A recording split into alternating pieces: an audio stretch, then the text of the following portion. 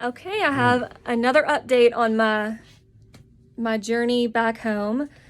I just had a 2-hour appointment with one of my clients that's also incredibly intuitive and prophetic. And I was able to figure out why there's this hold on my journey back to Tennessee. Um, I don't even know how to begin. We are met with our core beliefs, life is illusion. It's all illusion. It's all this makeup of your subconscious mind being reflected and mirrored back at you. There is science that now proves that. There is science that shows how all of our thoughts release different hormones that then go into the blood, and then that blood emits a Wi-Fi signal. So it's like this hologram being reflected back from everything that you are into your reality. And as we know through science that nothing is actually solid, it's all particles. So if you want to study into the quantum physics of all of that, have at it. But basically the idea is that life is illusion. None of it's actually real. It's all energy. And what is within the mind manifests without. So all the things that you believe will become your reality. And that's how you get triggered. And that's how people can have two completely different realities and just not get each other. It's based on how you were developed and how you grew as a child and what your environment taught you. So I have beliefs that I can't trust myself. I have been called weird my whole life. My siblings used to pick on me, still do to this day, make me feel like I'm nothing. And I just have these deep-seated insecurities that I'm odd, I'm weird, I'm a freak, that I don't really hear God, that I'm crazy, and that all these people are going to think the same things about me. And those are my fears, but that comes from the enemy. That doesn't come from God, and that it's not truth, because I'm not those things.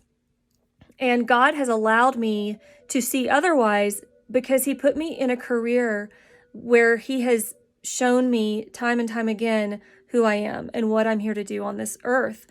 And I'm very strong in that, but I still struggle with my own things, especially when he says, make your journey public. That brings in all these insecurities. And so when God said, pack your things and move, and I heard August, and then he said, record this, I want it public, show people what it's like to follow God.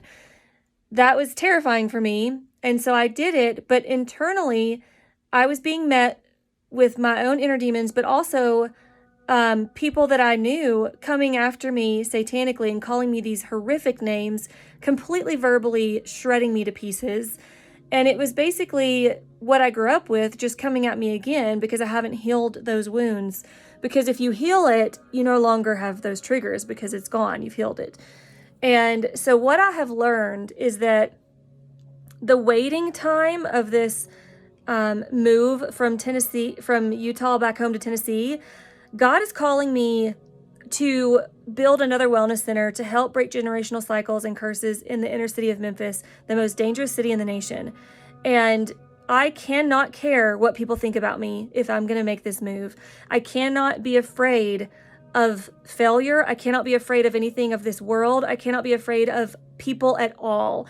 I have to be so solid in living out and doing what God is asking me to do, being public about it, allowing him to take me further and further and higher, and not caring at all, not having any insecurities.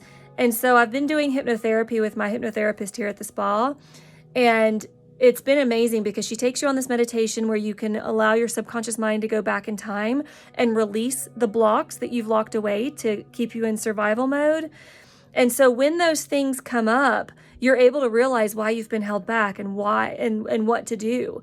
And so I've realized in my last session with this client that I need to do a session on being able to rewire the neurons that have created pathways into self-destruction, because we hold on to these tendencies because they've kept us alive, they've kept us safe, but they're toxic. So we have patterns from trauma that we have developed on our own because of trauma, that we have learned, okay, if I do this, I'm safe. If I do this, mommy and daddy won't yell. If I do this, no one will bully me. If I do this, I won't get picked on. If I do this, blah, blah, blah. So children learn these things at a young age, but it doesn't mean it's right or healthy. So when you get older, you've got to go back and rewire those neurons and take the negative away and rewire it to positive so that you can heal and move forward. And so I have to pull off the neurons that are connected to thoughts of, you're crazy, people think you're weird, all these demonic things that are trying to hold me back from who I'm meant to be. And I've got to stand strong and realize none of it matters. If I am met with it, it's because I believe it. And so I've got to keep working on healing it. And then I guarantee once I work through this, my house will sell and we'll be able to go.